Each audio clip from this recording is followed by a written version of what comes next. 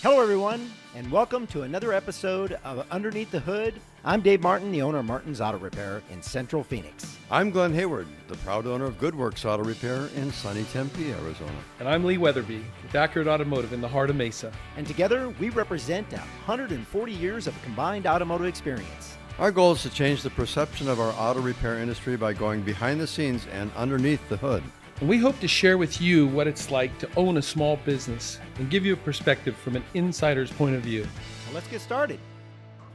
Well, hello, good morning out there in podcast land. Podcast land. Podcast land. I've been there. Hey, I'm Dave Martin from Martin's Auto Repair, and I'm with Lee Weatherby from Accurate Automotive. And Glen Hayward from the proud owner of Goodworks Auto You almost look Repair like you forgot who I was. in sunny Tempe, Arizona. I was trying to forget. No, There we go. You got a 5-year-old birthday to get to today, don't you? Yeah. Hey, so today I think we got a pretty good show. I kind of like the topic, and I think that people are really going to get something from it. But let's start out with a day in history. And this very day in history, many, many moons ago, 1927, in fact, April 14th, Volvo officially began its automotive journey as the very first series production car, the Volvo OV4, nicknamed Jakob, J-A-K-O-B.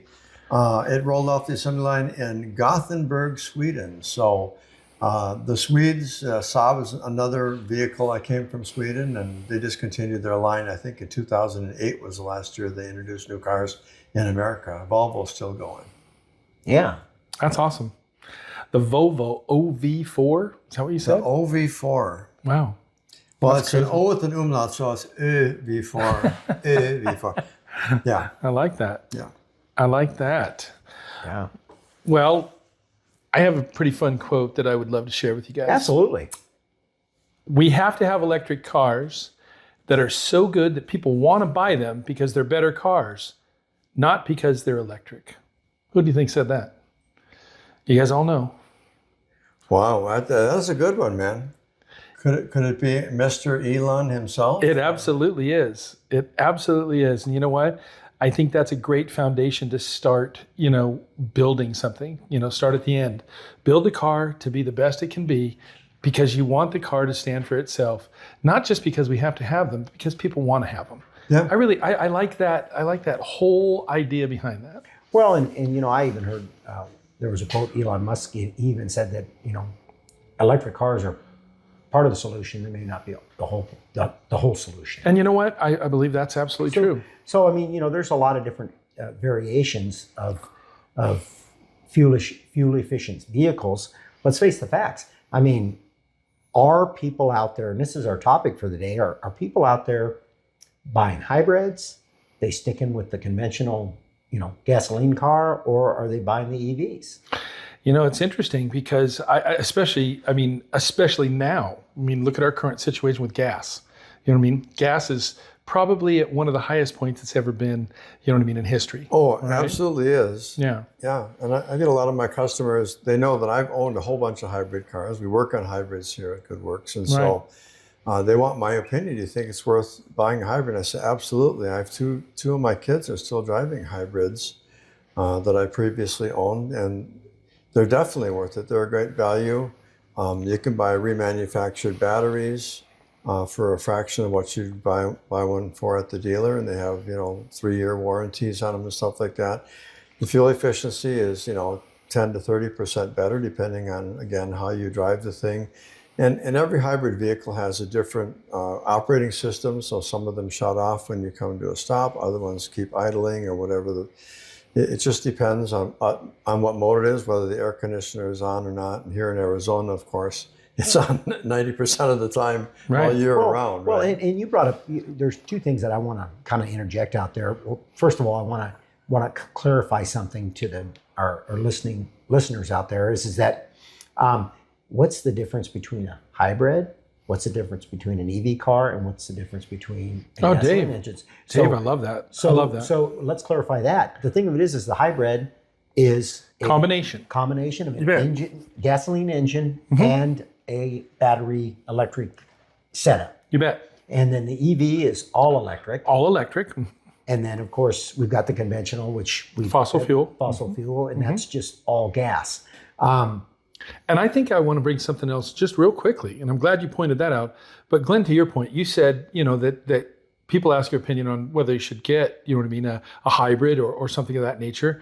And of course, it is a good quality automobile, just like any other automobile, as long as it's been maintained. Because listen, I think there's confusion sometimes because we've seen some hybrid vehicles as well as some electric vehicles as well as some gas vehicles that come in and the people are just ignoring them, as if they're self-regenerative, and I think, wait a minute, hold on, time out here. We're going to have to slow down, take a back seat for just a moment and make sure that you're maintaining it just as if you would. And you know what? The maintenance costs are really not any different. On any of the vehicles. No, just the upfront costs are a little bit more. But you bet. One of the things that Glenn had made a point on was on a hybrid, if you don't drive that vehicle a certain way, your gas mileage is still going to suck. Yeah, there's just the way it is. The deal with the hybrid vehicles is if people are driving 5,000-6,000 miles a year, don't get a hybrid. It's not worth A, the investment. B, it's going to take a harder pummeling on the hybrid battery bigger system, toll, you bet, because those batteries need to be fed all the time, rejuvenated. Yeah, so you want to have at least 15 to 30,000 miles a year, and you'll thank yourself when you see your expenditures on gasoline have drastically dropped. 15 to 25% is pretty good. When you take 15 to 30% off your gas bill. Resale on the hybrids is actually a little bit better than the electric or the gasoline. Now, see, I did not know that. Well, and here's the way I look at it is it's probably, depending on what gas prices are, if gas prices are higher, I think that hybrid... Well, they become much more of I would really like to get one of those. You bet. Much more appealing. Yeah, absolutely. Well, and especially right now with gas about $1, but it's about $1 more expensive. You know what I mean? Right. Than what it has been. And let's face it, you guys, how much does that equate to us spending each week? We're spending another $40 to $50. You know what I mean? It's a lot. That's a lot. Well, another thing about the hybrid that's advantageous besides just the fuel savings and everything, the batteries, they say the projection from the manufacturers is they shall last at least 10 years, 8 to 10 years. Again, depending on how much you're using them and what you're using them for and that kind of thing. But, in the grand scheme of things, the cost to replace them now, for instance, my son has got a Lexus 400H. It's an SUV. That battery just got replaced for the first time. It has 286,000 miles on it. Which is that's great insight. It's a 2006. 300K. Let's call that about 300K. It's 20 years old. Yeah. First hybrid battery that ever got replaced. It cost me $1,800 to replace it, a reman with a 3-year warranty. And if you factor that over the lifespan, you know what I mean? It's pennies on the dollar. Well, and our producer just sent this to me, and I thought this was very interesting. The hybrid typically offers 5 to 8% higher resale value over a 5-year period. Wow. So another thing I wanted to say too is that I got a friend of mine that he went and bought a Prius. And he did a little experiment. He's one of those guys. He's like a motorhead. Yeah. So he wanted just to try something. So what he would do, he would charge the thing every day, and he would drive it short distances around the neighborhood. And if he was going to the store or whatever, he wouldn't wouldn't drive for a long period of time. Let's put it that way. He would drive for a short period of time. He said, we call that soccer mom driving. Yeah, soccer mom driving. Exactly. But what he found out was he wasn't putting any gas in the tank, and the gas went bad in the tank because it was over. The tank was dang near full. He wasn't using any gas. He was just using all electric because he was driving it short distances and it had a full charge, and he was driving it, easy. It wasn't putting in eco mode. In eco mode, that goes, totally. It uses the hybrid battery itself, and then when the battery gets down to a certain percentage of discharge, then the gasoline motor will automatically charge up the nickel metal hydride battery in the back. Yeah. So or lithium ion. So every manufacturer, there's 2 kinds of batteries basically: nickel metal hydride, which was the original hybrid type of battery that everyone used, and came out with lithium ion, which is what Tesla uses for their full electrics and all the full electrics use. and so did Kia and Hyundai are using, the lithium-ion batteries as well. So the interesting thing is, I mean, are people, guys, the real question is, are people actually buying these now more at a more accelerated rate? Because last time I checked, they were still, I mean, hybrids, EVs, they kind of group all that together, even though they are completely independent, just like you pointed out.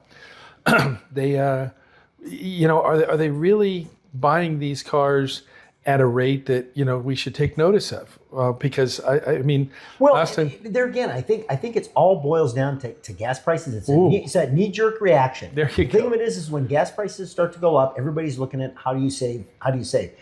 I've done some TV spots just recently. There's been, because everybody's talking about how to save gas. Well, even with the conventional, fuel-operated vehicles, there are tricks. there's tricks. The thing of it is keep proper tire pressure. Absolutely. Number one. Take all the junk out of your trunk. If you got a bunch of stuff in the trunk, get it out. Carry Because all that weight. 300 pounds of No extra weight. Yeah. And then if you're going to race to every stoplight, well, you're going to burn more fuel. And so it's definitely. You mean use the coast feature, Dave? Yes.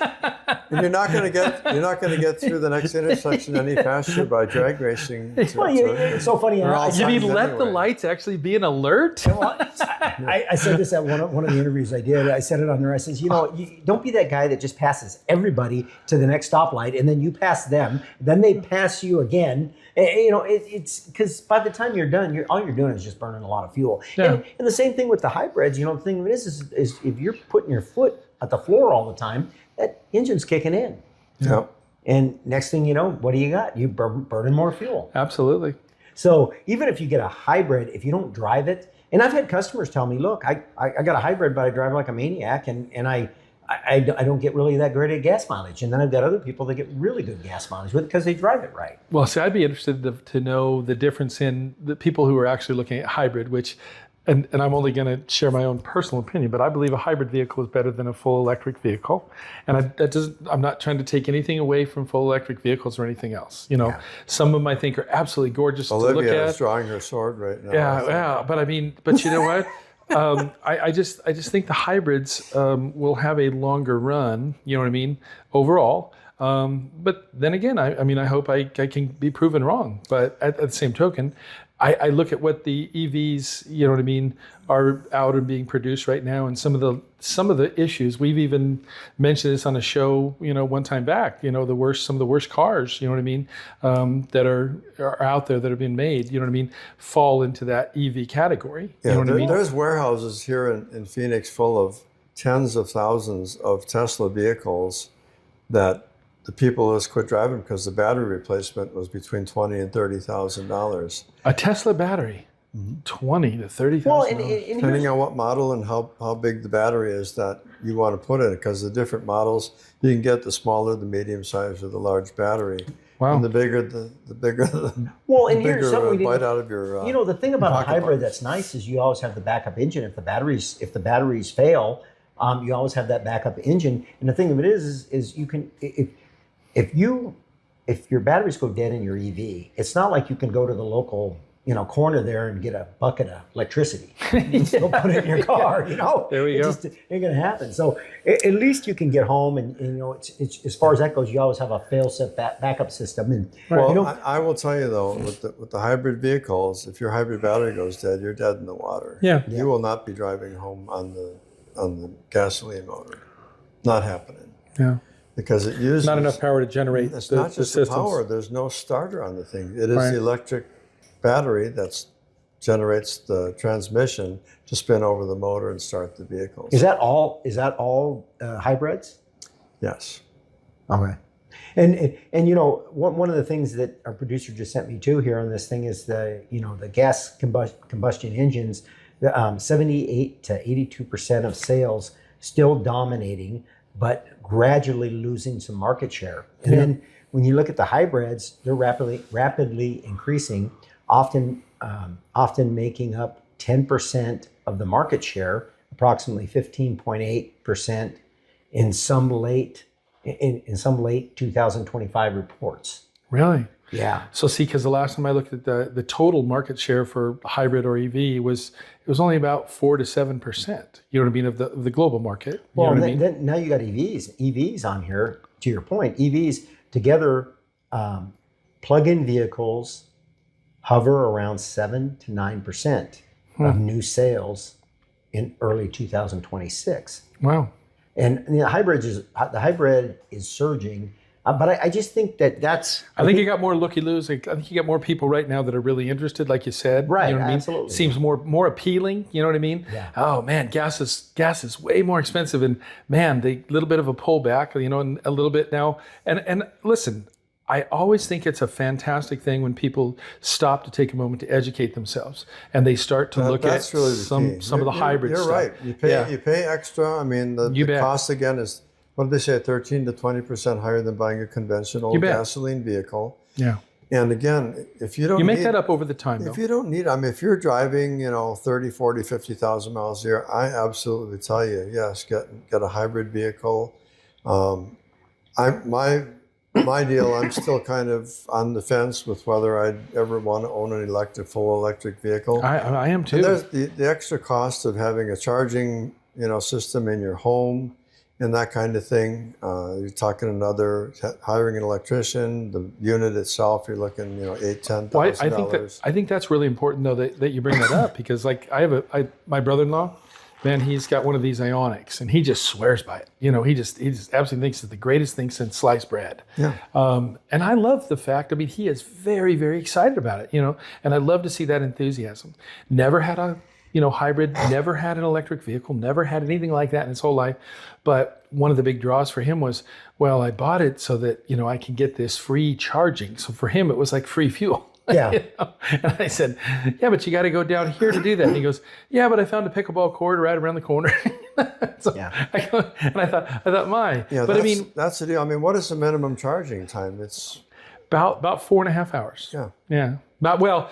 You said minimum, and it's not minimum 4.5 hours. He said it takes for that one takes on, they have different settings. Yeah, You know what I was mean? gonna say, you got the rapid, but they cost more, right? The rapid, the shorter the time, the more expensive it is, right? Yeah, he said generally to do his the way that they recommend, so that it will create the most longevity. You know what I mean, on all the systems and the batteries the and everything slower else. you charge it, the longer the battery is going to last. Absolutely. Not in its lifetime, but through that charging. Right. I guess the easiest way to try to describe it, you know what I mean? You're not bam, hitting it, with the 250. The shock paddles. Yeah. Well, you're not shock paddling it. You're just kind of letting it, rejuvenate. You know what I mean? That's always a better way of charging anything. You bet. That's the same way. It's the same way we try to, rejuvenate batteries that are dead. Race, Well, and they're right around the corner from the house. They've got a charging station, and they've got probably 10, maybe 12 chargers there, and they're always packed. Yeah. And so when you look at it from the standpoint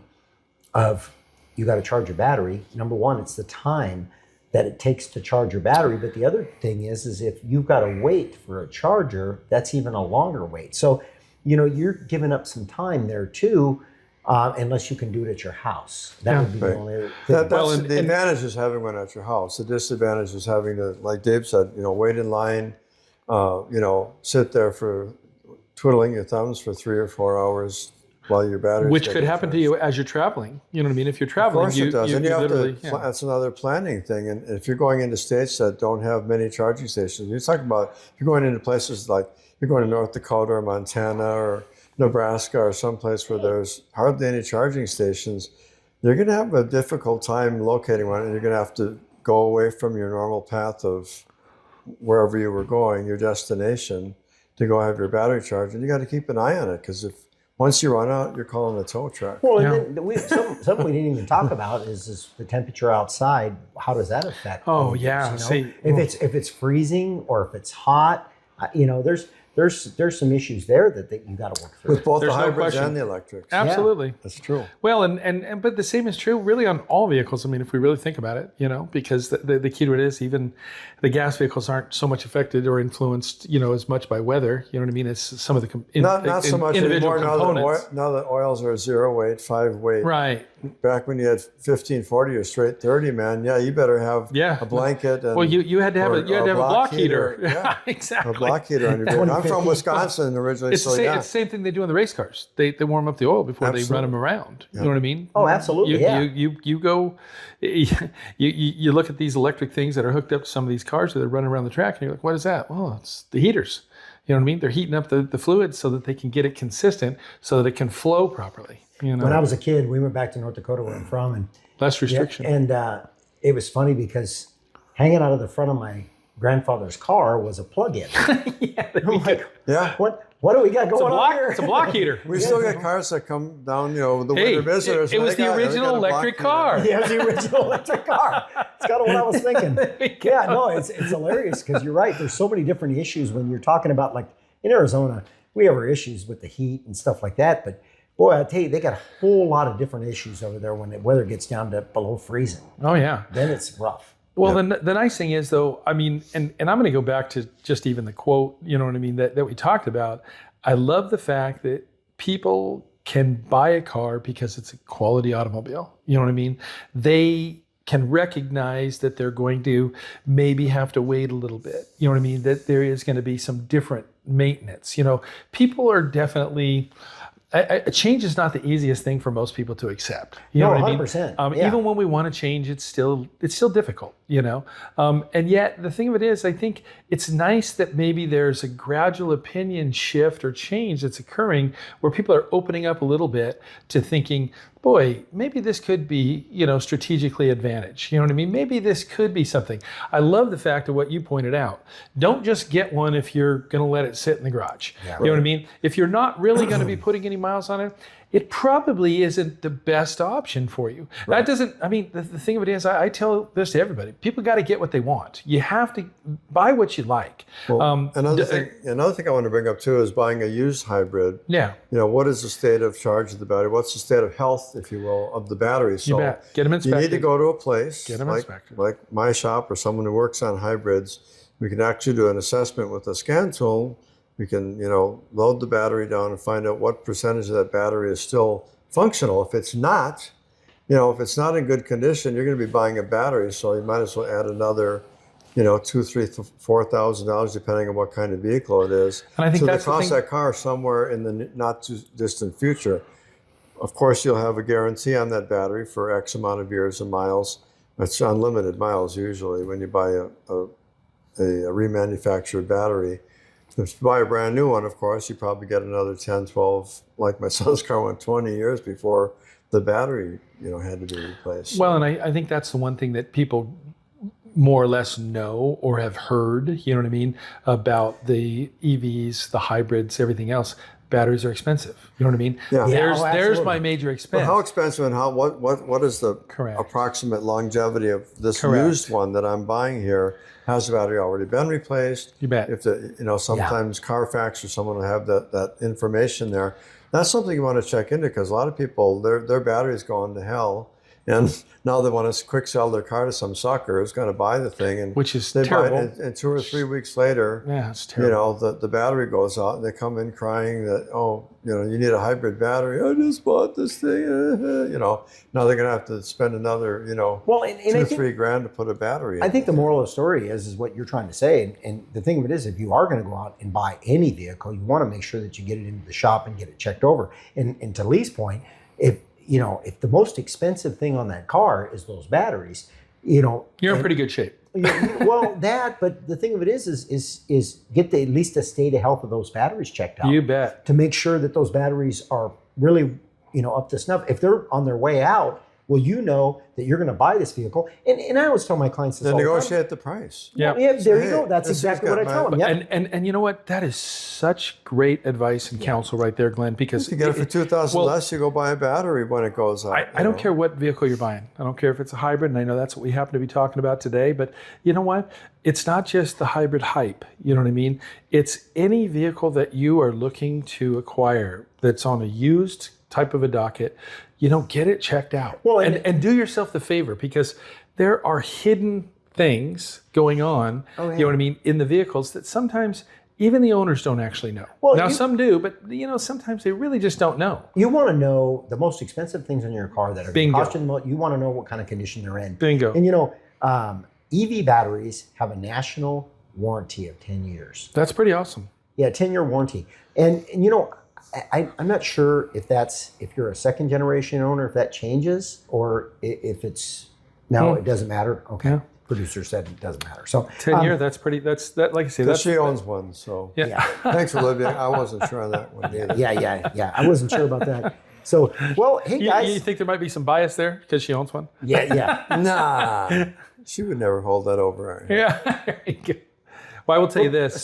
So I think hybrids are a great option for us. You know what I the mean? warranty starts from the first day of purchase. Love it. Yeah.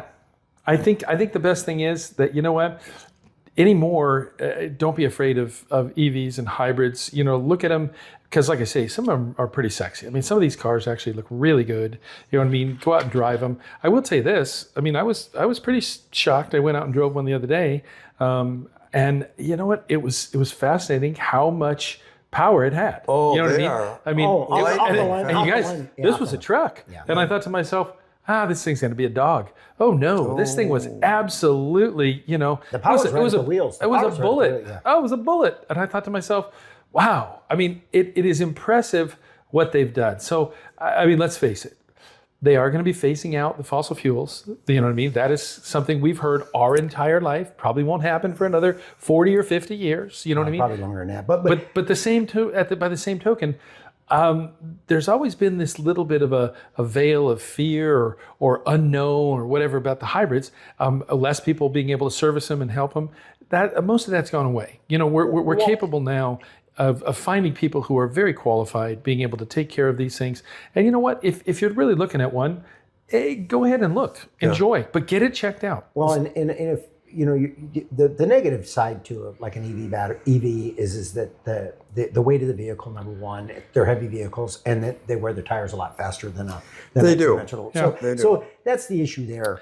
Well, And guys, on the flip side, though, you're not putting any fuel in it ever, and So you're just trading your fuel dollars for tire dollars? it is, and on the hybrid vehicles, it's the same. The regenerative brakes, which both the electric vehicles and the hybrid vehicles have, the regenerative brakes, the motors in the engines, the motors in the hybrid system are actually slowing the car down. So you're going to go through brakes they will last much longer, sometimes 2.5 or 3 times longer than conventional brakes in a gasoline car. Which is a great advantage. So I know you're trying to close, and the one thing that I would just say, if you do decide to get a hybrid, you know what I mean, or an EV or anything that, you know what I mean, is what we're going to say less conventional than a gas, type vehicle, make sure you are using a qualified mechanic to take it to. Because not everybody works on them. And you've brought that up a couple times. You don't want everybody working on them. Because you lift one of those EVs the wrong way, you might have just destroyed that $20,000 battery. You know what I mean? You put it up the wrong way. I know we had a Revion in our shop, and I will tell you what, the whole bottom, that is a battery. Yep. You don't lift it up. There's Same with all the Teslas, the entire bottom of the vehicle. You bet. So take it to somebody that is qualified, that really has the same enthusiasm about working on them as you do about owning them. well, and that's great advice, Lee. You know what? And we do have to close the show out, though. And after Lee started calling cars sexy, I knew that was time. I knew that's time that we've got to get rid of the show. Yeah, you had to put the S word I in knew there. I know it's time to leave. When he starts talking like that, it's time to close the show. There we go. Well, guys, it's been a great show, and I hope people out there that are listening to this really got some information from that. I hope they did too. And listen, they can always email us, they can always call us at any one of our shops, and we'll try to help them, whatever their scenario is, or whatever they're trying to do. If they're trying to buy one, get rid of one, or whatever, we'll definitely help you with it. So, but it's been a great show, guys. Thanks for being here. David, thank you very, very much. I could have done a appreciate little. it. Oh, maybe I could have. And you know what? If you do decide to go out and get yourself a hybrid, enjoy it. That's what I would tell you. Enjoy.